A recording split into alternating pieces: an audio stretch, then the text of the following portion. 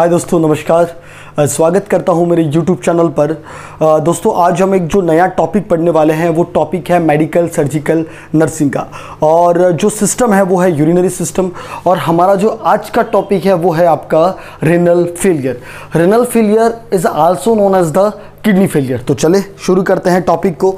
पहले ये समझते हैं क्या होता है रेनल फेलियर, क्या होता है किडनी फेलियर।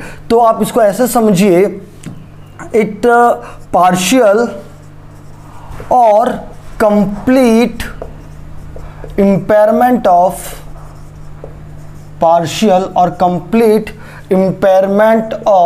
Kidney function.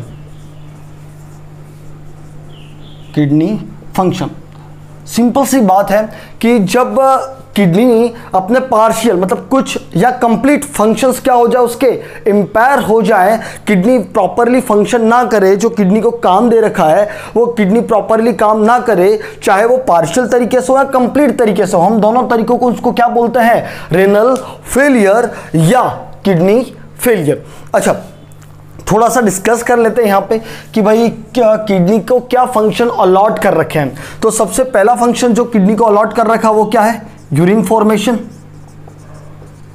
पहली चीज यूरिन का प्रोडक्शंस करना। दूसरी चीज maintain electrolyte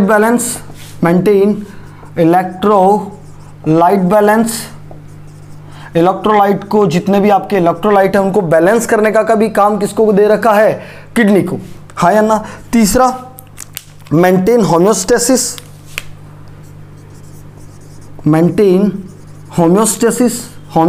in the sense haemostasis, sorry homeo नहीं, हीमोस्टेसिस। जब भी कभी वॉल्यूम अप्स एंड डाउन हो तो उसको मेंटेन करने का भी काम कौन करता है, आपका kidney. Next maintain acid base balance. ये भी काम कौन करता है, एसिडोसिस एल्कालोसिस को मेंटेन करने का भी काम कौन करता है, अपना किडनी। कैसे करता है वी आर डिस्कसिंग, बट एक इसका function maintain acid base balance. Next function remove the waste product. जो आपके बॉडी में जितने भी नाइट्रोजनस वेस्ट प्रोडक्ट हैं उनको बाहर निकालने का काम भी कौन करता है, kidney. Remove waste product. Production of RBC के प्रोडक्शन में भी हेल्प करता है। किस तरीके से, इरिथ्रोपोइटिन हार्मोन रिलीज करता है कौन, आपका किडनी। मैं ब्रैकेट में लिख देता हूं कौन सा हार्मोन, इरिथ्रोपोइटिन, हाँ या ना। विटामिन डी के एक्टिवेशन में या विटामिन डी के सिंथेसिस में, the very very important, vitamin D के सिंथेसिस में या एक्टिवेशन में, हाँ या ना। और भी इसके बहुत सारे काम हैं जो अपन और आगे डिस्कस करते रहेंगे। लेकिन जब किडनी ऐसे फंक्शंस को, चाहे पार्शियली इंपेयरमेंट हो या कंप्लीट इंपेयरमेंट, तो उसको हम क्या बोलेंगे, रेनल फेलियर। अच्छा, किडनी फंक्शन आपको यहाँ पे मैं वापस लिंक करूंगा। किडनी फंक्शंस दो तरीके के लॉस्ट हो सकते हैं। द फर्स्ट, या तो रैपिड लॉस हो जाए या सडन लॉस हो जाए। देखो भाई, किडनी के फंक्शन दो तरीके के जा सकते हैं, या तो कैसा हो जाए, रैपिड लॉस, सडनली, जल्दी से सडन लॉस हो जाए। और दूसरा हो सकता है किडनी के functions that is a progressively, धीरे धीरे अगर इंपेयरमेंट हो किडनी के फंक्शंस, दो तरीके से हो सकता है। अगर सपोज करो अगर रैपिड हो रहा है तो उसको हम, रैपिड या सडन हो रहा है तो उसको हम बोलते हैं acute renal failure.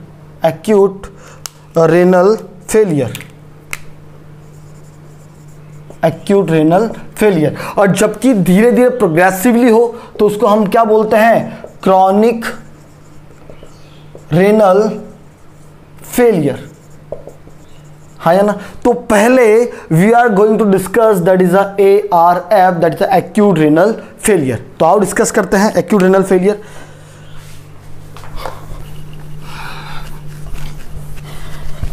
So now we are going to discuss that is a ARF, acute renal failure।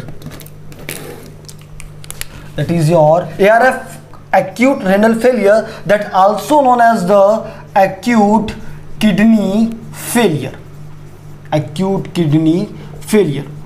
अगर मैं इसकी डेफिनेशन की बात करूं पहले, first we are going to deal with the definition.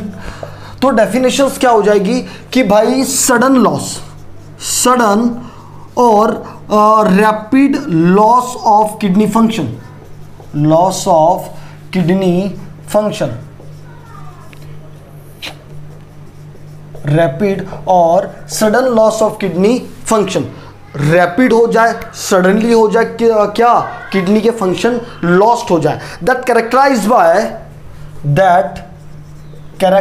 Bye आप चाहे तो रिटर्न नोट्स लिख सकते हैं, that characterize by first decrease GFR बोले तो ग्लोमेरुलोफिल्ट्रेशन रेट। अगर मैं इसकी अच्छी सी डेफिनेशन बताऊं, the filtrate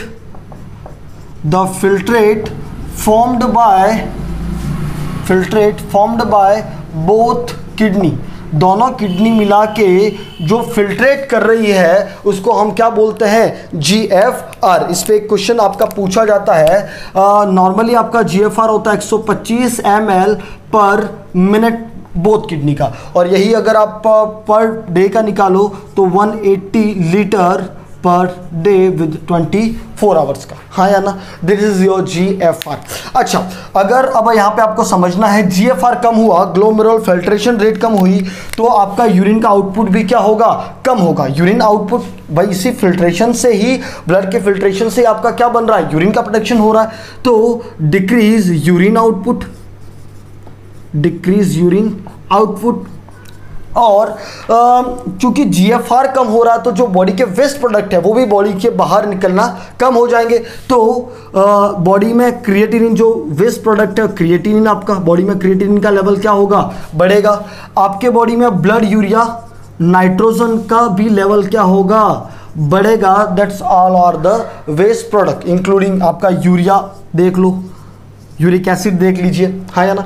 तो अगर मैं acute kidney failure, acute renal failure की डेफिनेशन की बात करूं तो that is a sudden rapid loss of kidney function, kidney के फंक्शन सडनली और रैपिडली लॉस्ट हो रहे हैं, that characterize by decrease GFR, glomerular filtration rate क्या होगी, कम होगी। यूरिन, उससे यूरिन आउटपुट क्या होगा, कम होगा, क्योंकि यूरिन आउटपुट, यूरिन बाहर नहीं निकल पा रहा है, तो बॉडी में जो वेस्ट प्रोडक्ट है वो भी बॉडी के बाहर नहीं जा पाएंगे, जिसकी वजह से क्रिएटिनिन का लेवल बढ़ेगा, ब्लड यूरिया नाइट्रोजन का लेवल बढ़ेगा, यूरिक एसिड का लेवल बढ़ेगा, जितने भी बॉडी में वेस्ट प्रोडक्ट है उनका लेवल क्या होगा, बढ़ेगा। Somehow this is your definition of ARF, हाँ या ना। आओ अब चर्चा करें इसकी इटियोलॉजी पे, इटियोलॉजी पे, हाँ या ना। Let's discuss the etiology.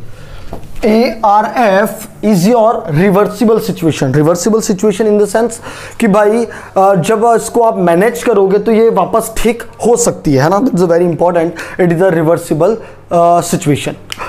Etiology की मैं बात करूं तो इटियोलॉजी को हम 3 पार्ट में बांटते हैं। पहला बांटते हैं that is the pre renal, दूसरा बांटते हैं इंट्रा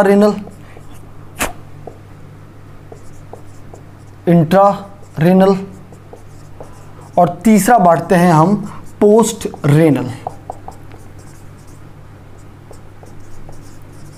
अच्छा, इसको समझने के लिए मैं आपको एक छोटा सा डायग्राम बनाता हूं, पहले समझ लो। प्री रेनल क्या होता है, प्री रेनल कॉज में वो सभी कॉज आते हैं जो एक्सटर्नल टू द किडनी होते हैं, हाँ या ना। इंट्रा रेनल में वो सभी कॉज आते हैं जो किडनी के अंदर है, हाँ या ना, इसको रेनल कॉज भी कहते हैं। और पोस्ट रेनल, पोस्ट मतलब बाद में, जो किडनी की क्या है, बाद में है। इन तीनों cause that is your aetiology, हाँ या ना। एक एक करके हम समझते हैं, लेकिन सबसे पहले मैं आपको डायग्राम से समझा देता हूं। This is a lovely kidney, ureter, this is your bladder and urethra, है ना। अगर मैं इसके ऊपर की बात करूं तो सपोज करो ये आपकी रेनल आर्टरी है, दिस इज एरोटा, और okay this is your heart, है ना। तो किडनी के प्री मतलब किडनी के पहले या एक्सटर्नल में ये सभी कॉज किस में आएंगे, प्री रेनल में। इंट्रा रेनल मतलब प्रॉब्लम अब कहाँ पे है, विद इन द किडनी में है, पोस्ट रेनल मतलब किडनी के बाद में, including ureter, bladder, urethra, prostate, अगर मेल है तो प्रोस्टेट ग्लैंड में। तो this are the pre renal, intra renal और पोस्ट रेनल क्रॉस। तो एक एक करके पढ़ते हैं। पहले पढ़ते हैं हम pre renal. Pre renal start करते हैं। प्री रेनल को ऐसे समझिए आप, फर्स्ट अगर मैं इसके it is the external to the kidney, external to the kidney, ये किडनी के क्या है, बाहर है, एक्सटर्नल टू द किडनी। अगर मैं आपको थोड़ी सी इसकी फिजियोलॉजी समझा दूं तो आपको और अच्छे से आइडिया हो जाएगा। सपोज करो ड्यू टू कोई भी इटियोलॉजिकल फैक्टर, वो कौन कौन से फैक्टर हैं वो अपन डिस्कस करेंगे अभी। इटियोलॉजिकल फैक्टर की वजह से आपका systemic circulation decrease, systemic circulation क्या हुआ, कम हुआ, decrease systemic circulation. Systemic circulation की वजह से जो रेनल ब्लड फ्लो है, जो किडनी को जाता, वो फ्लो भी क्या होगा, कम होगा, डिक्रीज रेनल ब्लड फ्लो। अच्छा, अभी किडनी को ब्लड कम गया तो किडनी के वहां पे फिल्ट्रेशन क्या होगा, कम होगा, डिक्रीज फिल्ट्रेशन। पहली इंपॉर्टेंट चीज, फिल्ट्रेशन कम हो रहा, ब्लड कम जा रहा है तो परफ्यूजन भी क्या होगा, कम होगा। What is the perfusion? Exchange, gas का एक्सचेंज होना क्या कहलाता है आपका, परफ्यूजन। तो परफ्यूजन भी क्या होगा, कम होगा। अगर परफ्यूजन और ये सब कम हुआ तो हाइपोक्सिया होगा, इस्चेमिया होगा, इस्चेमिया इन नेफ्रॉन, इस्चेमिया होगा। और इस्चेमिया और हाइपोक्सिया होने की वजह से आपके नेफ्रॉन क्या होंगे, डैमेज होंगे, नेफ्रॉन क्या होंगे, डैमेज होंगे। और इसी को हम क्या बोलते हैं, किडनी फेलियर। हाँ या ना? ओके। सो ये पैथोफिजियोलॉजी आपके प्री रेनल में काम करेगी। एक बात समझिए, कोई भी इटियोलॉजिकल फैक्टर, अभी अपन वो कौन से इटियोलॉजिकल फैक्टर यहाँ डिस्कस करेंगे जिसकी वजह से क्या हुआ, सिस्टमिक सर्कुलेशन कम हुआ। सिस्टमिक सर्कुलेशन की वजह से सपोज सिस्टमिक सर्कुलेशन की वजह से जो रेनल ब्लड फ्लो जा रहा है किडनी को, वो कम होगा। इसकी वजह से जो फिल्ट्रेशन है वो कम होगा, फिल्ट्रेशन कम होगा, परफ्यूजन कम होगा। इसकी वजह से इस्चेमिया, हाइपोक्सिया, और उसकी वजह से आपके नेफ्रॉन क्या होने लगते हैं, डैमेज होने लगते हैं, है ना। तो ये इसमें फिजियोलॉजी काम करती है। अब अपन समझते हैं कि भाई ऐसे कौन कौन से इटियोलॉजिकल फैक्टर है। तो पहले हम समझते हैं हाइपोवोलेमिया। हाइपोवोलेमिया मतलब देखो नाम से पता चल रहा, what is the hypovolemia. Hypovolemia in the sense कि वॉल्यूम क्या हो रहा है, कम हो रहा है। क्या वॉल्यूम क्या हो रहा है, कम हो रहा है। जैसे वॉल्यूम कहां पे कम हो रहा है, सपोज करो कि पेशेंट को हैमरेज हो गया है, कहीं लग गई है या कहीं किसी भी वजह से पेशेंट को ब्लीडिंग हो रही है, हैमरेज हो रहा है। हाँ या? अच्छा, हैमरेज होगा तो क्या होगा, ये अपना इटियोलॉजिकल फैक्टर हो गया।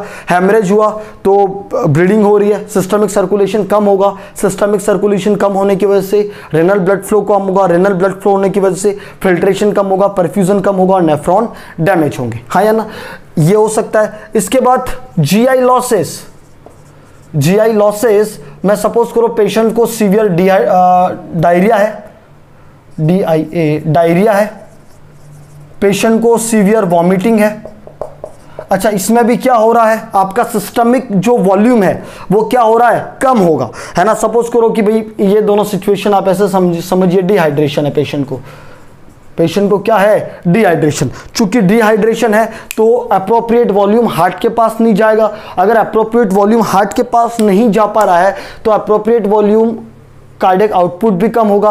कार्डियक आउटपुट कम होगा तो आपका रेनल ब्लड फ्लो भी क्या होगा, कम होगा। और रेनल ब्लड फ्लो कम होगा तो ये वाली सिचुएशन अराइज होगी। हाँ या ना? इसके बाद अपन तीसरा देख सकते हैं, दैट इज द हाइपोएल्बुमिनिया। देखो पहली बात कि भाई व्हाट इज द एल्बुमिन, है ना। एल्बुमिन आपका एक तरीके का प्रोटीन है। Albumin that bind to the water. Albumin क्या करता है, आपके वाटर को बाइंड करके रखता है। और जैसे ही एल्बुमिन का लेवल कम हुआ तो ये वाटर को बाइंड नहीं कर पाएगा, एडिमा होगा, है ना। इडिमा होगा तो क्या होगा, सिस्टमिक जो फ्लूइड है, सिस्टम में जो सर्कुलेशन में फ्लूइड है वो क्या होगा, कम होगा, और उसके बाद आपकी फिजियोलॉजी सेम टू सेम चलती रहेगी। Next that is your burn. Next that is your burn. Burn जैसे 2nd डिग्री बर्न हुआ, 3rd डिग्री बर्न हुआ, तो उसमें क्या होगा भाई, आपकी स्किन क्या करती है, इनसेंसिबल वाटर लॉस को रोकती है। लेकिन जैसे बर्न हुआ तो पहली बात तो आपके प्रोटीन भी कम होंगे फर्स्ट ऑफ ऑल। दूसरी चीज, बर्न में आपका इनसेंसिबल वाटर लॉस हो जाएगा। इनसेंसिबल वाटर लॉस होगा तो बॉडी का वॉल्यूम कम जाएगा, इडिमा होने लगता है, तो इसकी वजह से सेम फिजियोलॉजी आपकी चलती रहेगी। हाँ, अच्छा एक और चीज हो सकती है इसमें, दैट इज ई करके मैं यहां पे लिख लेता हूं, एक्सेसिव यूज ऑफ डायूरेटिक्स। देखो डायूरेटिक्स क्या करता है, अगर आप बहुत ज़्यादा पेशेंट बहुत ज़्यादा डायूरेटिक्स ले रहा है तो इससे क्या होगा, एक्सेसिव वाटर लॉस होगा, है ना। जब एक्सेसिव वाटर लॉस होगा तो सेम आपके सिस्टमिक सर्कुलेशन का ब्लड कम हो जाएगा, वॉल्यूम कम हो जाएगा, कार्डियक आउटपुट कम होगा, इसकी वजह से सर्कुलेशन कम, रेनल ब्लड फ्लो कम, और ये पूरी चलती रहेगी, है ना। फर्स्ट ये था। सेकंड मैं बढ़ता हूं आपके, ऐसा कोई भी एटियोलॉजिकल फैक्टर जो क्या करता हो, decrease cardiac output, decrease cardiac output, है ना। अब आपका एटियोलॉजिकल फैक्टर क्या हो गया, डिक्रीज कार्डियक आउटपुट, है ना। पहले इसमें देखते हैं कौन सा हो सकता है, that is your a cardiac dysrhythmia, cardiac dysrhythmia. अच्छा, अब आपके हार्ट की जो नॉर्मल रिदम है, जो साइनस रिदम है, वो रिदम नॉर्मल ना होके गड़बड़ा रही है, या तो हार्ट बहुत ज्यादा फ्लटर कर रहा है, फिब्रिलेट कर रहा है, तो कार्डियक आउटपुट इतना अप्रोप्रिएट हो नहीं पाएगा। अगर कार्डियक आउटपुट कम हो रहा है, तो कार्डियक आउटपुट कम होगा तो क्या होगा, एरोटा में ब्लड कम आएगा, मतलब सिस्टमिक सर्कुलेशन में ब्लड कम आया, इसकी वजह से जो रेनल को ब्लड फ्लो जा रहा है वो कम जाएगा, इसकी वजह से आपका फिल्ट्रेशन कम होगा, परफ्यूजन कम होगा, इस्चेमिया हो सकता है, हाइपोक्सिया होगा, और अल्टीमेटली होगा क्या, नेफ्रॉन डैमेज, है ना। That is a cardiac dysrhythmia. और देखते हैं that is your MI. MI बोले तो मायोकार्डियल इन्फ्रैक्शन, है ना। कहीं पे भी आपके हार्ट के कुछ सेल डेथ हो गई है, इसकी वजह से भी आपका कार्डियक आउटपुट क्या हो रहा है, कम हो रहा है, एमआई होने की वजह से, और इसकी वजह से फिर वही पूरी चीजें चलती रहती है, एमआई, है ना। तीसरा let discuss heart failure. Heart failure, heart failure in the sense अभी हार्ट आपका पंप कर ही नहीं पा रहा, हार्ट आपका पंप ही नहीं कर पा रहा, तो कार्डियक आउटपुट भी क्या होगा, या तो होगा ही नहीं या कम होगा, हाँ या ना। इसके बाद सिस्टमिक सर्कुलेशन कम, रेनल ब्लड फ्लो कम, और आपका नेफ्रॉन डैमेज। एक और देख सकते हैं, that is your cardiogenic shock. Cardiogenic shock, cardiogenic shock में भी अल्टीमेटली होता क्या है, डिक्रीज इन कार्डियक आउटपुट। तो जब आपके हार्ट में प्रॉब्लम है जिसकी वजह से कार्डियक आउटपुट कम हो रहा है, उसकी वजह से भी किडनी आपकी डैमेज हो सकती है, किडनी फेल हो सकती है, फेलियर में जा सकते हैं, that is decrease cardiac output. 4 चीजें हैं, कार्डियक डिसअरिथमिया, एमआई, हार्ट फेलियर और कार्डियक जेनिक शॉक। ठीक है, बढ़ते हैं नेक्स्ट में, अभी खत्म नहीं हुआ।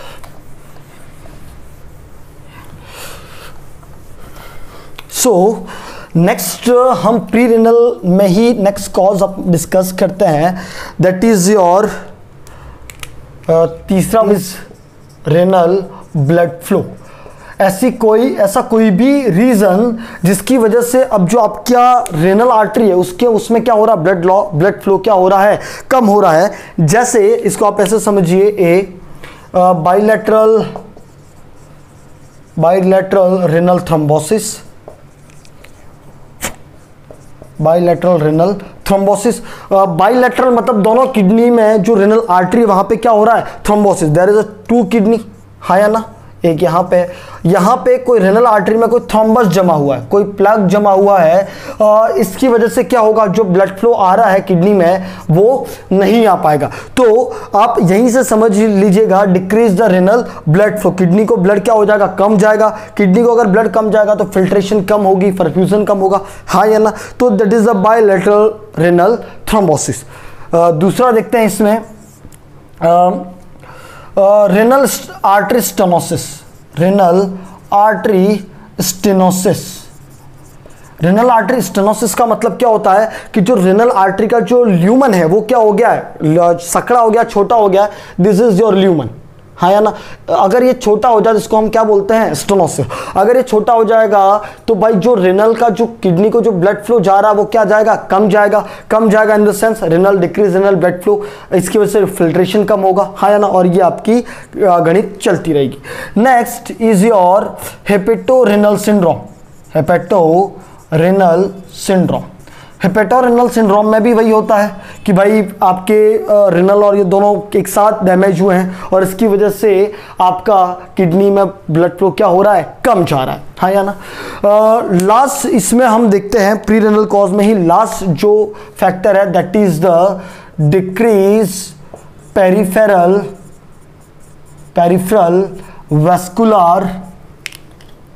Vascular resistance.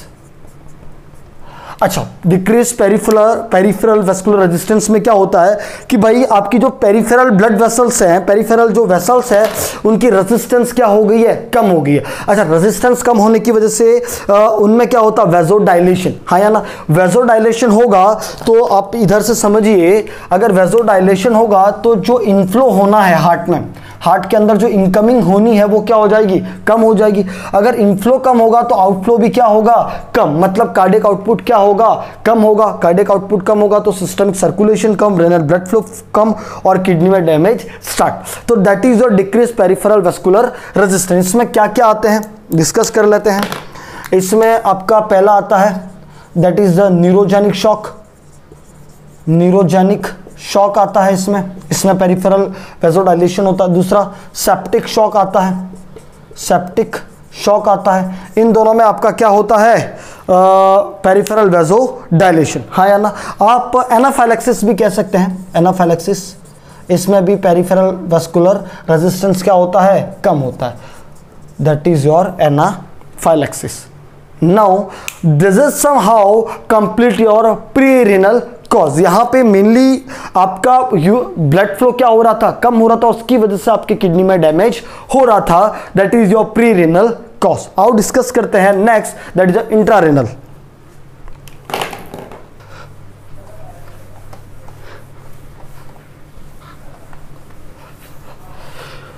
दोस्तों, अगर अभी तक आपने मेरे चैनल को सब्सक्राइब नहीं किया है तो कर लीजिएगा, शेयर करना मत भूलिएगा, है ना, जो कि बहुत ज़रूरी है ना। जितने लोगों के ज़्यादा पहुंचेगा उतना ही अच्छा है।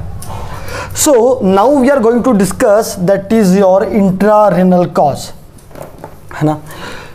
इंट्रारेनल कॉज को पहले मैं लिख लेता हूं, that is your intrarenal cause. Intrarenal cause का मतलब क्या है कि भाई अब डायरेक्ट प्रॉब्लम कहाँ है आपकी, this is your kidney ureter. अब आपकी डायरेक्ट प्रॉब्लम है किडनी में। डायरेक्ट प्रॉब्लम कहां पे, डायरेक्ट इंजुरी कहां हो रही है अभी आपकी किडनी में। तो मैं लिख देता हूं there is a direct injury in kidney, direct injury in kidney. इसमें डायरेक्ट इंजुरी ऑफ किडनी हो रही है और इसकी वजह से क्या हो रहा है, आपके नेफ्रॉन के फंक्शंस क्या हो रहे हैं, इंपेयर्ड हो रहे हैं। Nephron function impaired, function impaired, हाँ या ना। नाउ इसकी थोड़ी पैथोफिजियोलॉजी समझ लेते अपन कि भाई कोई भी etiological factor, just like etiological factor, कोई भी etiological factor that leads to, कोई भी इटियोलॉजिकल फैक्टर, इसकी वजह से क्या हो रहा है कि भाई इंटरनल स्ट्रक्चर जो है किडनी के अंदर, जो इंटरनल स्ट्रक्चर जो है वो डैमेज हो रहे हैं, इंटरनल स्ट्रक्चर डैमेज हो रहे हैं। इसकी वजह से क्या हो रहा है, इंटरनल स्ट्रक्चर सपोज करो डैमेज हुए तो उसके बाद उसकी वजह से क्या होगा, जो उसका ट्यूबुलर स्ट्रक्चर है, जो उसका ट्यूबुलर रीजन है वो डैमेज होगा। ट्यूबुलर रीजन, जो ट्यूबुल्स है उसकी वो डैमेज होगी। ट्यूबुलर रीजन, या इसको यूँ समझिए ट्यूबुलर एपिथेलियम, बेस्ट वर्ड में बोलूँ, ट्यूबुलर की जो एपिथेलियम है वो आपकी डैमेज होगी। ट्यूबुलर एपिथेलियम डैमेज हुई तो वहाँ पे स्लग ऑफ स्टार्ट हो जाएगा, वहाँ पे स्लग ऑफ स्टार्ट हो जाएगा और जिसकी वजह से आपके नेफ्रॉन क्या होंगे, डैमेज होंगे। और ये किस कॉज में आएंगे, आपके इंट्रारेनल कॉज। सो ये वाली कुछ सिचुएशन है कि भाई कोई भी इटियोलॉजिकल फैक्टर, वो हम डिस्कस करेंगे क्या क्या इटियोलॉजिकल फैक्टर है, उसकी वजह से इंटरनल जो स्ट्रक्चर है वो क्या डैमेज होगी। इंटरनल स्ट्रक्चर डैमेज होगी तो अल्टीमेटली डैमेज क्या होगा, जो ट्यूबुलर स्ट्रक्चर नेफ्रॉन की पीसीटी डीसीटी है, उनकी जो एपिथेलियम है वो रीजन डैमेज होगा। इसकी वजह से वहाँ पे स्लग ऑफ एपिथेलियम होगा, स्लग ऑफ एपिथेलियम होगा, है ना। और इसकी वजह से क्या डैमेज होंगे आपके नेफ्रॉन, और इस नेफ्रॉन के डैमेज होने से कौन सा कॉज हो रहा है, ये आपका इंट्रारेनल कॉज। यहाँ पे आपके एम्स का बहुत इंपॉर्टेंट क्वेश्चन आता है जो बहुत बार एग्जाम में क्वेश्चन पूछा गया। यहाँ पे जो मेन कॉज आता है that is your acute tubular necrosis. ये आपका एम्स का बहुत बार क्वेश्चन इसमें पूछा गया है। It is the 90% cases of intrarenal cause. Intrarenal cause इसको दो तरीके से समझ सकते हैं। The most common intrarenal cause that is the acute tubular necrosis, हाँ या ना। The most common cause of ARF that is your acute tubular necrosis. यहाँ पे आपके एम्स के ये क्वेश्चन 2 से 3 बार आपका पूछा गया है ना। तो आप इसको समझ लीजिए। यहीं पे क्या होता है एक्यूट ट्यूबुलर नेक्रोसिस, समझ सकते हैं कि भाई कभी भी पेशेंट को सपोज करो कोई मेजर सर्जरी हो रही है, हाँ या ना, सर्जरी हो रही है, हीमोलाइटिकल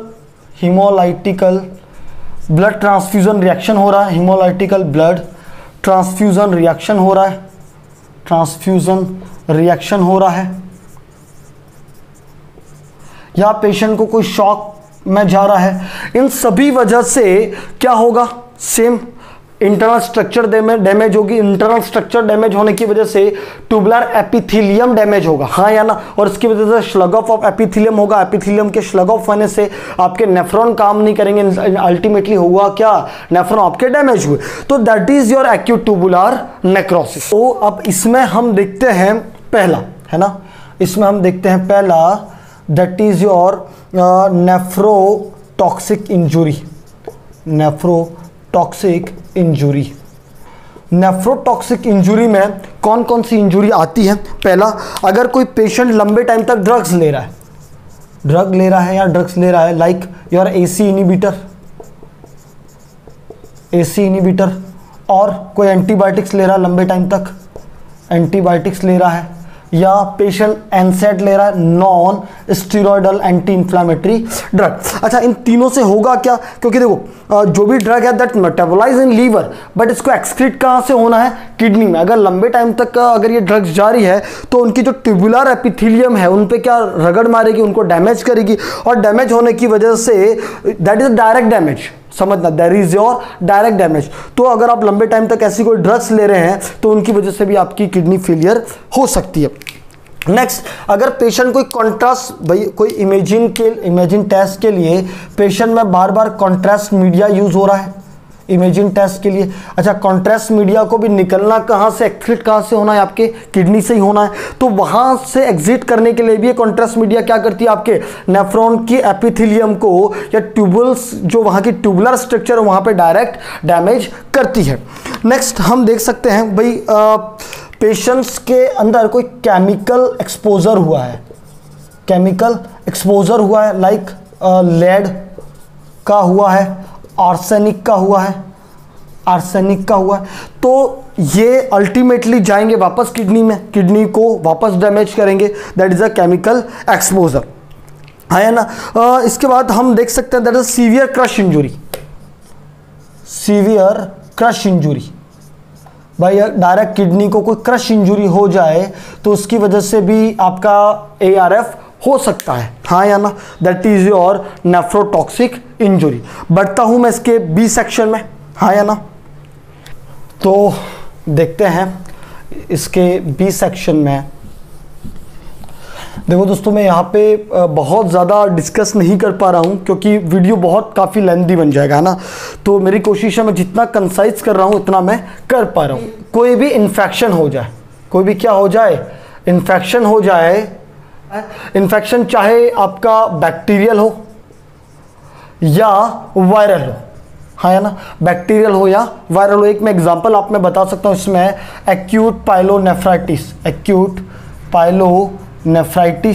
पहला, भाई नेफ्रॉन में पस का कलेक्शन हो रहा है और पस के कलेक्शन, वहाँ पे बैक्टीरियल इन्फेक्शन हुआ, पस का कलेक्शन हुआ, पस के कलेक्शन होने की वजह से आपके क्या हो रहे हैं, एपिथेलियम जो ट्यूबुलर एपिथेलियम है वो स्लग ऑफ हो रही है और उसकी वजह से क्या होगा, नेफ्रॉन डैमेज हो रहा है, हाँ या ना। इसी में आप समझ सकते हैं acute glomerulonephritis, acute glomerulonephritis, acute glomerulonephritis. Acute glomerulonephritis में भी क्या हो रहा है, जो आपका नेफ्रॉन का जो ग्लोमेरुलस वाला पार्ट है, that is the efferent arteriole, है ना, जो आपका ग्लोमेरुलस वाला पार्ट है उसका क्या हो रहा है, इन्फेक्शन और इन्फ्लेमेशन हो रहा है। तो यहाँ पे स्लग ऑफ हुआ ट्यूबुलर स्ट्रक्चर का और इसकी वजह से इसके पोर जो हैं वो लार्ज और बहुत ज़्यादा अमाउंट में आपका फिल्टर होना कम हो गया, है ना। तो इसकी वजह से भी आपका क्या हो रहा है, रेनल या नेफ्रॉन डैमेज हो रहा है। नेक्स्ट मैं अदर कॉजेज में आपको देखूं, अदर कॉजेज में देखूं, that is your SLE, SLE बोले तो systemic lupus erythematosus. It is a disorder of connective tissue, जिसमें आपके कनेक्टिव टिश्यू के अगेंस्ट एंटीबॉडी बन जाती है। तो आपकी किडनी भी एक तरीके से आपकी कनेक्टिव टिश्यू की बनी होती है और उसकी वजह से अगर इसके अगेंस्ट एंटीबॉडी बनी तो अल्टीमेटली एंटीबॉडी किसके अगेंस्ट बढ़ेगी, बनेगी नेफ्रॉन के अगेंस्ट। तो नेफ्रॉन डैमेज होंगे और नेफ्रॉन डैमेज हुए तो क्या डैमेज हुआ, आपकी किडनी, दैट इज ARF। एक और चीज आप इसमें समझ सकते हैं, that is your nephrolithiasis, nephrolithiasis. देखो जहाँ पे भी लिथियासिस आ रहा है मतलब वहाँ पे स्टोन बन रहा है और नेफ्रो का मतलब होता है किडनी। जब किडनी में क्या बन जाए, स्टोन, तो किडनी में अगर सपोज करो कि स्टोन बन रहा है इसके ट्यूबुलर स्ट्रक्चर्स में और स्टोन की वजह से ये जो आपका इंटरनल स्ट्रक्चर डैमेज हो, इंटरनल स्ट्रक्चर डैमेज होने की वजह से ट्यूबुलर एपिथेलियम डैमेज हो और ट्यूबुलर एपिथेलियम डैमेज होने की वजह से क्या डैमेज हो, आपका nephron. That is your internal या इंट्रारेनल कॉज या रेनल कॉज। द मोस्ट इसमें जो सबसे इंपॉर्टेंट क्वेश्चन है वो क्या है, एक्यूट ट्यूबुलर नेक्रोसिस, वो आपको इसमें याद रखना ही रखना है। प्री रेनल में जो क्वेश्चन पूछा जाता है वो पूछा जाता है कि भाई प्री रेनल कॉज इनमें से कौन सा है, तो जो भी जिसमें आपको हाइपोवोलेमिया मिले, जिसमें आपको कार्डियक की कोई प्रॉब्लम मिले, that is your pre renal cause, हाँ या ना। बढ़ता हूं मेरे नेक्स्ट में, that is the post renal cause में। Now we are going to discuss that is your post renal cause. Post renal cause. अगर आप समझ पा रहे हैं, मेरे पास डस्टर नहीं है तो मेरे पास डस्टर है, हाँ या ना, मैं बस रुमाल से साफ कर रहा हूँ, है ना। तो पोस्ट रेनल कॉज में, दैट इज अ पोस्ट मतलब बाद में, पोस्ट रेनल किडनी के बाद में जो कॉज आते हैं उसको हम क्या बोलते हैं, पोस्ट रेनल कॉज। मैं लिख देता हूं आफ्टर द किडनी, हाँ या ना, आफ्टर द किडनी। समझते हैं आफ्टर द किडनी में क्या होता है कि भाई this is your kidney, this is your ureter, bladder, urethra, है ना। तो कहीं पे भी पैथोफिजियोलॉजी समझते हैं, कोई भी इटियोलॉजिकल फैक्टर, वो क्या इटियोलॉजिकल फैक्टर है हम समझेंगे, कोई भी इटियोलॉजिकल फैक्टर, इसकी वजह से क्या होगा, obstruction of urine flow, obstruction of urine flow, urine के फ्लो में क्या हो रहा है, ऑब्स्ट्रक्शन हो रहा है। ऑब्स्ट्रक्शन होने की वजह से यूरिन का रिफ्लक्स होगा, यूरिन का क्या होगा, यूरिन रिफ्लक्स, हाँ या ना, यूरिन वापस रिफ्लेक्स मारेगा और यूरिन का रिफ्लेक्स होने की वजह से आपके वापस यूरिन कहाँ एक्यूमुलेट होगी, किडनी में, accumulation of urine in kidney, हाँ या ना। और इसकी वजह से आपके वेस्ट प्रोडक्ट वहां पे जमा हो रहे हैं। मैं लिख देता हूं वेस्ट प्रोडक्ट एक्यूमुलेशन, और वेस्ट प्रोडक्ट के एक्यूमुलेशन, एक वेस्ट प्रोडक्ट के जमा होने की वजह से आपके वहां पे जो नेफ्रॉन है वो क्या होने लगेंगे, डैमेज होने लगेंगे। इसमें आफ्टर द किडनी वाला सीन है, ऑब्स्ट्रक्शन हुआ यूरिन का, यूरिन ड्रेन नहीं पा रही है, नॉट ड्रेन यूरिन, यूरिन का ड्रेन नहीं होने की वजह से यूरिन वापस रिफ्लेक्स कहाँ करेगा, आपकी किडनी में, जिसकी वजह से यूरिन ऑलमोस्ट एक्यूमुलेशन यहाँ पे होगा या यूरेटर में होगा, जिसको हम हाइड्रो यूरेटर भी कहते हैं, जिसकी वजह से वेस्ट प्रोडक्ट यहाँ पे एक्यूमुलेट होंगे और वेस्ट प्रोडक्ट यहाँ पे एक्यूमुलेशन होने की वजह से क्या डैमेज होगा, नेफ्रॉन। और नेफ्रॉन डैमेज होने को हम क्या बोलते हैं, एक्यूट किडनी इंजुरी या एक्यूट किडनी फेलियर।